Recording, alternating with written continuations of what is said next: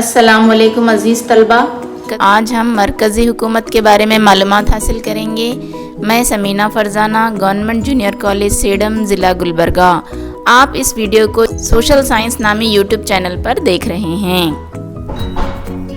بھارت ایک متحد نظام حکومت رکھتا ہے، یعنی مرکزی اور ریاستی حکومتیں۔ ہمارا دستور اقتدار کو ریاست اور مرکز میں تقسیم کرتا ہے۔ ملک کے اتحاد اور تحفظ کے نقطہ نظر سے مرکزی حکومت کو زیادہ اختیارات دیے گئے ہیں۔ مرکزی حکومت مجلس مقننہ، مجلس عاملہ، مجلس عدلیہ کے ذریعے چلتی ہے۔ عزیز طلبہ، اب ہم مرکزی مقننہ یا قانون ساز کسے کہتے ہیں یہ جانیں گے۔ ہندوستانی پارلیمانی طرز کی حکومت رکھتے ہوئے مرکزی مجلس مقننہ یعنی پارلیمنٹ کے نام سے جانی جاتی ہے۔ ہمارے دستور کے 19ویں دفعہ کے تحت پارلیمنٹ کی تشکیل کا موقع فراہم ہوتا ہے۔ پارلیمنٹ 2 ایوان والی ہے۔ ایوان بالا کو راجیہ سبھا اور ایوان زیریں کو لوک سبھا کہا جاتا ہے۔ راجیہ سبھا کے زیادہ سے زیادہ ممبران 250 ہوتے ہیں۔ ان میں سے 238 ممبران ریاستیں اور مرکز کے زیر انتظامیہ علاقوں کی ریاستیں اسمبلیوں کے ممبران کی جانب سے چنے جاتے ہیں۔ 12 ممبران ادب، فن، سائنس اور سماجی خدمات میں خصوصی تجربہ رکھنے والوں کو صدر ہند نامزد کرتے ہیں۔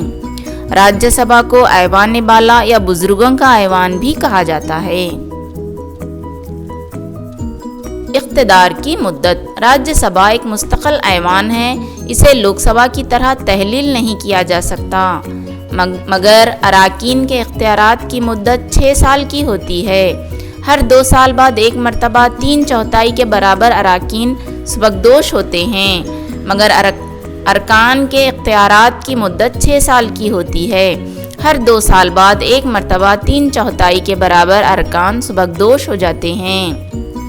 اگر لوک سبھا کے رکن بننا ہو تو درج ذیل قابلیتوں کا یا اہلیتوں کا ہونا ضروری ہے۔ نمبر 1، ہندوستانی شہری ہو۔ نمبر 2، وہ 30 سال کی عمر سے زیادہ ہو۔ عدالتی سزا نہ بھگتے ہو۔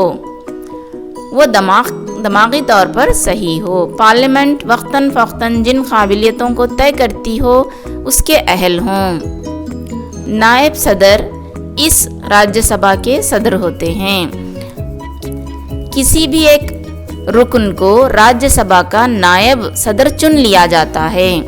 راجیہ سبھا کا اجلاس منعقد کرنے کے لیے 1/10 حصہ کم از کم 25 اراکین کی حاضری ضروری ہے۔ سال میں کم از کم 2 بار اجلاس کا منعقد ہونا ضروری ہے۔ لوک سبھا۔ لوک سبھا کے اراکین براہ راست عوام سے منتخب شدہ ہونے کی وجہ سے عوامی سبھا کے نام سے اسے پکارا جاتا ہے۔ اراکین کی تعداد 545 ہوتی ہے، جن میں 543 اراکین عام چناؤں میں منتخب ہو کر آتے ہیں۔ بقیہ 2 اینگلو انڈین تقرر ہوتے ہیں جن کو صدر ہند نامزد کرتے ہیں۔ درج فہرست ذات کے لوگوں کے لیے 79 نشستیں اور درج فہرست قبائل والوں کے لیے 41 نشستیں مخصوص کی گئی ہیں۔ اس کا مطلب ریزرویشن انہیں SC/ST کو دیا گیا ہے۔ لوک سبھا کے اختیارات اور مدت۔ لوک سبھا کے اختیارات کی مدت 5 سال ہوتی ہے۔ اس مدت کے ختم ہونے سے پہلے ہی وزیر اعظم کی صلاح پر صدر ہند لوک سبھا کو تحلیل کر سکتے ہیں۔ ملک کی ہنگامی صورتحال کے موقع پر لوک سبھا کی مدت کی توسیع 1 سال تک کی جا سکتی ہے۔ اراکین کے لیے درکار قابلیت۔ عزیز طلبہ، لوک سبھا کے رکن بننے کے لیے سب سے پہلی شرط ہے ہندوستانی شہری ہو اور عمر 25 سال کی ہو، کسی بھی سرکاری منصب پر نہ ہو، دماغی توازن نہ کھویا ہوا ہو، عدالت سے کسی جرم کی بنا پر سزا یافتہ نہ ہو، وقتاً فوقتاً لوک سبھا سے اہلیت کے لیے درکار قانون بنانے کا اہل ہو۔ لوک سبھا کی صدر نشین۔ لوک سبھا کے اراکین میں سے ہی ایک کو صدر نشین یعنی اسپیکر چن لیا جاتا ہے اور دوسرے کو نائب صدر نشین یعنی ڈپٹی اسپیکر چن لینے کا حق پارلیمنٹ کے ممبران کو ہوتا ہے۔ صدر نشین کے لیے چن لیے جانے کے بعد اسے غیر جانبدارانہ رویہ اختیار کرنا ہوتا ہے۔ اجلاس کی کارروائی کی صدارت سنبھالتے ہوئے پارلیمنٹ میں امن و ضبط کا لحاظ رکھنا ہوتا ہے۔ پارلیمنٹ میں بحث و مباحثے، رائے دہندگی اور فیصلے رسم و رواج کے مطابق چلانے کی ذمہ داری صدر نشین کی ہوتی ہے۔ قوانین کے بارے میں وضاحت اور فیصلہ دینے کا اختیار صرف لوک سبھا کے صدر کو حاصل ہے۔ بشمول وزیر اعظم کے صدر نشین کو باعزت طریقے سے پیش آنا ہی یہاں کا اصول ہے۔ قانونی مسودہ سے متعلق برابر رائے دہی ہو تو ایسے وقت میں صدر نشین اپنا فیصلہ کن ووٹ استعمال کرتے ہیں۔ صدر نشین کی غیر حاضری میں نائب صدر نشین اجلاس کی کارروائی چلائیں گے۔ اس میں مخالف کا رہنما یعنی اپوزیشن لیڈر کا منتخب کرنا بھی صدر نشین کا کام ہوتا ہے۔ مخالف پارٹی کے رہنما کا کردار اور کام کاج، یہ حکمران جماعت اگر کوئی غلطی کرتی ہے تو اس کو اجاگر کرتا ہے، حکومت کے قواعد اور قوانین پر غور و فکر کرتا ہے، سرکار، کابینہ اور سرکاری افسران کی تنبیہ کرتا ہے۔ مخالف پارٹی رہنما کو باعزت مقام حاصل ہے۔ عزیز طلبہ، اب ہم پارلیمنٹ کے اختیارات کے بارے میں جانیں گے۔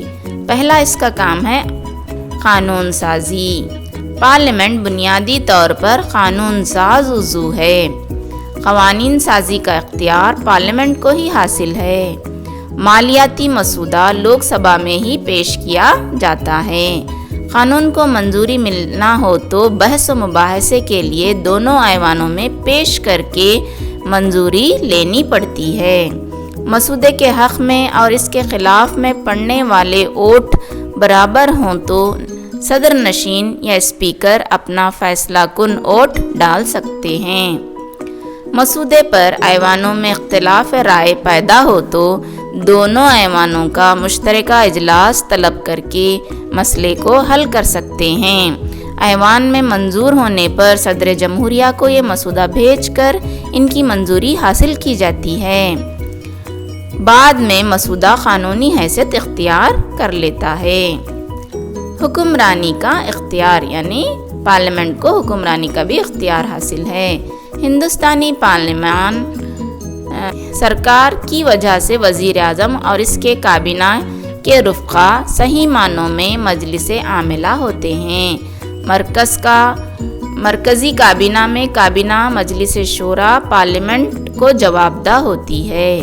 پارلیمانی مجلس وزراء کو سوال کے ذریعے مکمل طور پر مجلس عاملہ پر قابو رکھتی ہے۔ پارلیمانی کا اعتماد بنے رہنے تک مجلس وزراء اقتدار میں باقی رہتے ہیں۔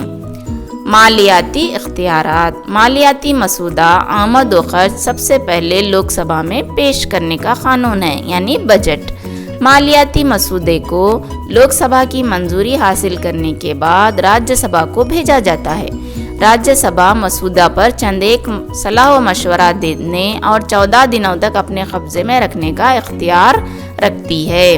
اگر وہ واپس نہیں کرتی تو مسودے کو منظوری حاصل ہو جاتی ہے۔ عدلیہ کا اختیار۔ صدر جمہوریہ کو برخاست کرنے کی طرح سپریم کورٹ اور ہائی کورٹ کے ججز کو برطرف کرنے کا اختیار پارلیمنٹ کے دونوں ایوانوں کو ہے۔ عدالت سے متعلق چند ایک تحقیقی رپورٹ پر بحث کرنے کا حق دونوں ایوانوں کو حاصل ہے۔ اس کے علاوہ پارلیمنٹ کو دستور میں ترمیم کے اختیارات بھی دیے گئے ہیں۔ عدالت عظمیٰ، عدالت عالیہ کے اختیارات اور دائرہ کار سے متعلق قانون سازی، دو یا دو سے زیادہ ریاستوں کو ایک ہی عدالت یا عدلیہ کا قیام کرنا، نئی ریاستوں کی تشکیل، نام کی تبدیلی، ریاستوں کی سرحدوں کی حد بندی طے کرنا وغیرہ۔ اس کے علاوہ پارلیمنٹ لوک آیوکت، انتخابی کمیشن، اقلیتی کمیشن کو بھی مقرر کرتی ہے۔ اس کے علاوہ پارلیمنٹ کمیشن کے رپورٹ پر بحث کرتی ہے، ہنگامی صورتحال، ریاستی ہنگامی صورتحال اور مالیاتی ہنگامی صورتحال کو بھی منظوری دے سکتی ہے۔ مرکزی مجلس عاملہ، مرکزی مجلس مخنینہ کے تیار کردہ قوانین کو جاری کرنے والی مجلس عاملہ ہے۔ یہ مرکزی سرکار کے پروگراموں اور فیصلوں کو جاری کرتی ہے۔ یہ مجلس صدر جمہوریہ، نائب صدر جمہوریہ اور وزیر اعظم اور ان کی کابینہ پر مشتمل ہوتی ہے۔ صدر جمہوریہ برائے نام اس کے صدر ہوتے ہیں۔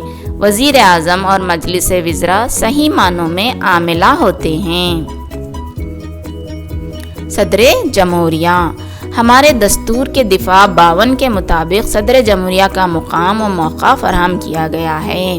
یہ ہندوستان کے پہلے شہری ہوتے ہیں اور تینوں فوج کے سپہ سالار ہوتے ہیں۔ صدر جمہوریہ بننے کے لیے قابلیتیں: نمبر 1، وہ ہندوستان کے شہری ہوں، پارلیمنٹ کا رکن بننے کے لیے درکار ساری صلاحیتیں رکھتے ہوں، عمر 50 سال سے زیادہ ہو، وہ کسی بھی سرکاری عہدے پر مامور نہ ہوں۔ صدر جمہوریہ کے اختیارات: قانون سازی کا اختیار، ملک کے سبھی انتظامات صدر جمہوریہ کے نام سے ہی چلتے ہیں۔ وزیر اعظم کا تقرر صدر جمہوریہ ہی کرتے ہیں۔ اس کے علاوہ ہائی کورٹ، سپریم کورٹ کے ججز، اٹارنی جنرل، ایڈیٹر جنرل اور دیگر اہم عہدوں کا تقرر بھی صدر جمہوریہ ہی کرتے ہیں۔ اس کے علاوہ صدر جمہوریہ کے پاس عدلیہ کے اختیارات بھی ہوتے ہیں۔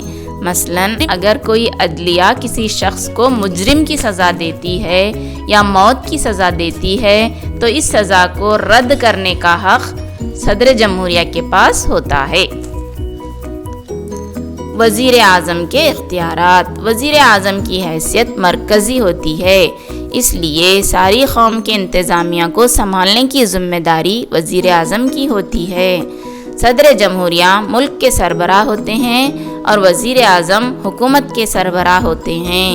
لوک سبھا کا اعتماد رہنے تک وزیر اعظم اقتدار میں باقی رہ سکتے ہیں۔ وزیر اعظم کے اختیارات: وزراء کا تقرر، قلمدانوں کی تقسیم اور وزراء کی برطرفی۔ منصوبہ بندی کرنا، سلامتی و خارجی پالیسی بنانے کا حق وزیر اعظم کو ہے۔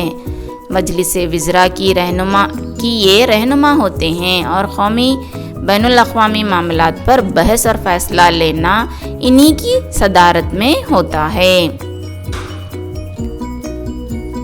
تو عزیز طلبہ، آج آپ نے مرکزی حکومت سبق کے بارے میں تفصیلی معلومات حاصل کی۔ آج ہم اس سبق کو یہیں ختم کرتے ہیں۔ شکریہ، اللہ حافظ، ہمیں اپنے دعاؤں میں یاد رکھیے گا۔